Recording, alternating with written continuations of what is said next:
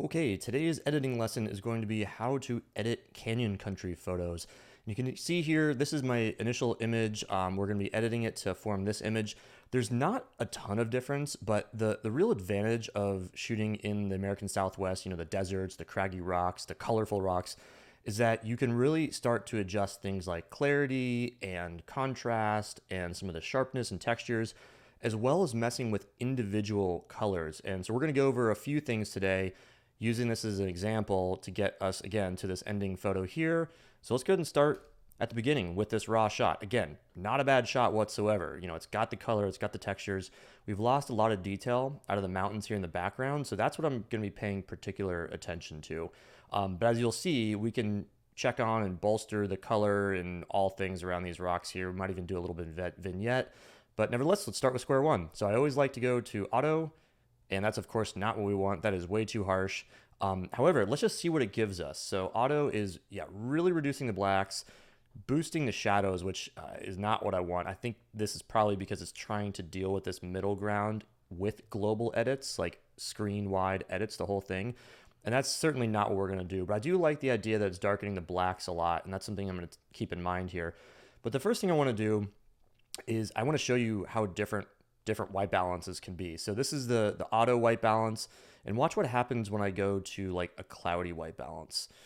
Wow, is that different? It's not wrong. Like canyons look like that as well, but in the cool blue morning light, they look a little bit more like this to me. And this is the color palette I really wanted to go with, so I shot it this way. But as you'll see, white balance in canyon country with desert rocks, when you have a lot of yellows and reds, and in this case even blues, as blues came out because of the cooler white balance, there's dramatic differences you can do with white balance. So just keep that in mind. But the first thing I'm going to do is I'm going to treat this middle area here, and I'm going to go ahead and do a radial filter just to kind of match that middle. I could do a brush tool, but I really like the idea of radial because it's a little bit, I don't know, honestly, it's a little bit more natural on the eye. And the first thing I'm going to do is I know I want to drop down highlights. Like, this is all bright stuff. So drop down highlights. It's a little too concentrated in the middle, so I'm just going to drag it out a little bit to get some treatment over there.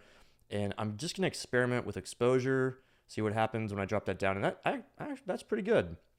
So seeing that exposure doesn't do anything weird and wacky, I'm going to keep it there. And I'm just going to lessen up on the highlights a little bit. And I might even, you know what? I'm going to go and do an adjustment brush, a brushment. Yeah, I like that. I'm going to use the left bracket just to reduce the size. And I know what I want to do. I know I want to bring the exposure down a little bit and highlights down a little bit. I'm just hitting the down arrow key. And I'm just going to paint on these mountains in the background because that's what I really want to come out. I don't want too much more treatment in this area. Maybe just a couple spots here, a couple spots in this rock here because this is very highlighted. And that's pretty much it. I might do a couple spots here just to even out these dark tones here, and maybe just a little bit fading off into the distance just so it's not so harsh. And great, that's my background treatment.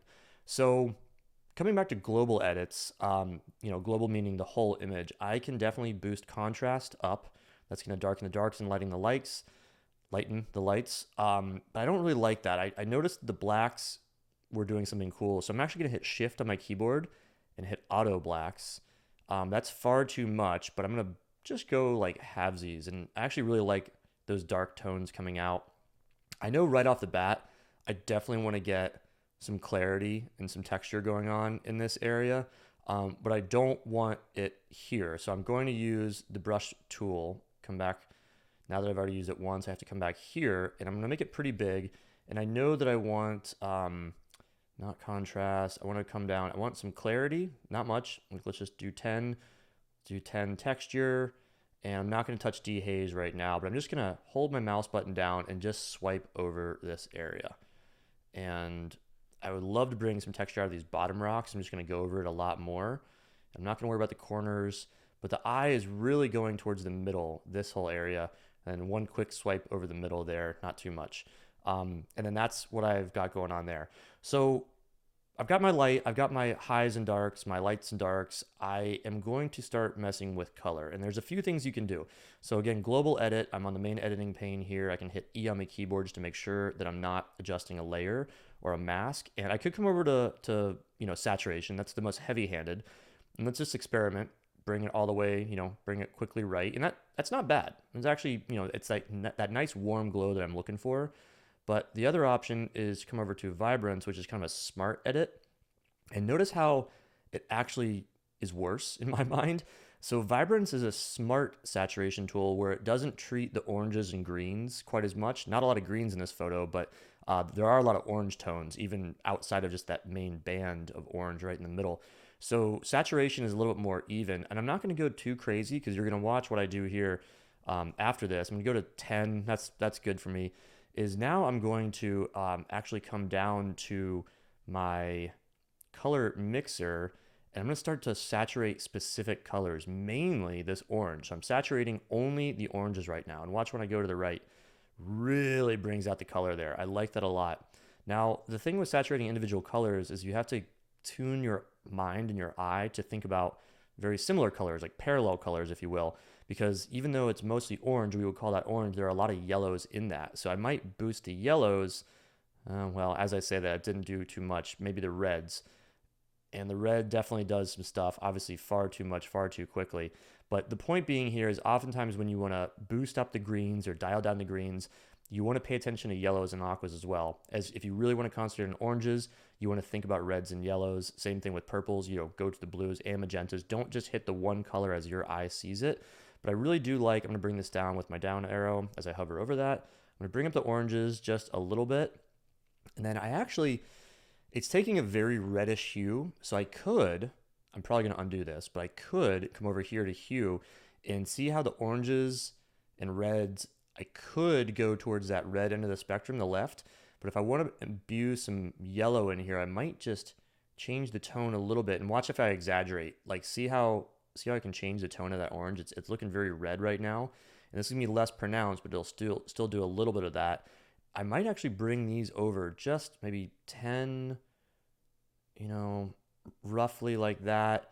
And then just an experiment. Let's see what the yellows do. Yeah, nothing. So effectively there are no yellows in this shot, but there are a heck of a lot of oranges and reds. So I really like that a lot. Now, because there are blues and purples in here, I could explore the idea of saturating some of those colors. And let's just see what happens. For example, yeah, it doesn't do much until you get to the very high end, and then it brings out these very trace little elements here and there. So yeah, I'm not going to do that. So I'm going to come back to my main editing pane, hit E just to make sure I'm back on a global edit. And then I want to make sure I'm directing the eye towards the middle. So I'm going to do an interesting way of vignetting. I'm going to hit J to mask the middle, and I'm going to spend a little bit extra time just masking it properly, like really covering the area that I want to show you this trick on. Bring it down a little bit. And then I'm going to, so that's kind of like my middle of my shot, right? Like that's what everybody's looking at. Like this is all the fringe. Now I hit X and I'm inversing that. And now I can treat the outside of the shot. And really all I'm going to do here is reduce the exposure a little bit. Not much. See, I'm minus 30. Watch when I take it back to 0. Not much difference. But I'm just going to keep on going to show you exaggerated like what we're talking about here. See how as I keep on going, it's bringing that darkness out from the edges on the outside of that oval. And I think what it's doing is really drawing your eyes to the middle of the frame, which I really quite like. So I like this shot a lot. This is pretty darn good. I feel like I got the colors very natural, but also very saturated. I brought out some texture. I brought out some contrast and some clarity. I've got nice definition here. There are, of course, all sorts of different ways you could edit this shot. You could crop it. You could bring it in a little bit. You could do a landscape crop where it's a 16 by 19, or I should say like a high definition HD crop, that 16 by 9 ratio. You could bring a little bit of a gradient filter to darken this foreground, but this is really what I'm going after. And I think because I did darken those edges, and just last little thing, there we go. Sometimes it's always fun just to get the last say, the final word in before you edit and finish. So this is my shot. I really like it. Here's the before and after.